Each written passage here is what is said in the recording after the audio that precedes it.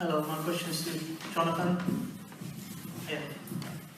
Right, Jonathan, it's regarding the question of the divinity of Jesus, and maybe you can solve this mystery.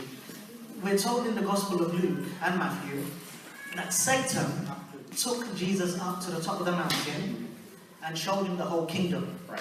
and all the splendor, etc. And you said the kingdom of the universe, of the earth, and angels. Now, Satan said that if you worship me, then I'll give you the whole kingdom of the earth.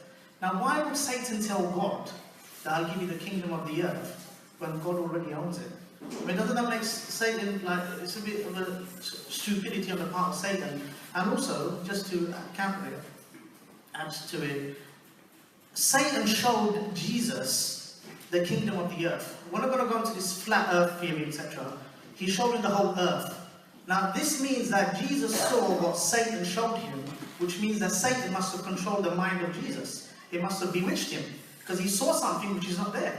So can Satan control God, take his mind, and then Jesus never casted him out, Satan walked away freely.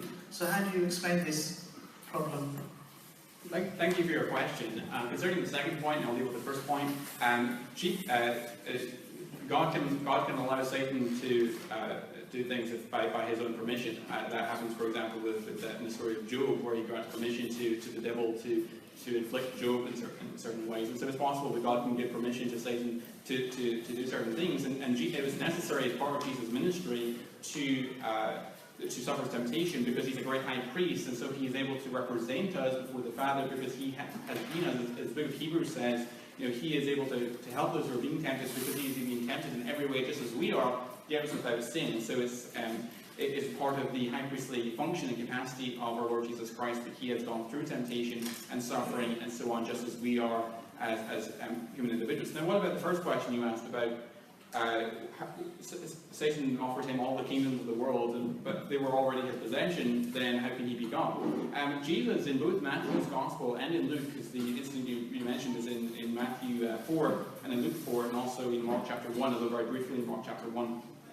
And in both Matthew and Luke, and indeed in Mark, Jesus identifies as the Son of Man of the book of Daniel, to whom God has given him he's given him authority, glory, and sovereign power. All peoples, nations, and men of every language should worship him.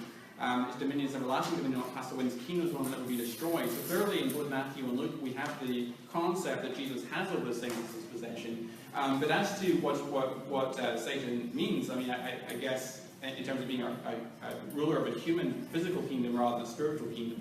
But thank you.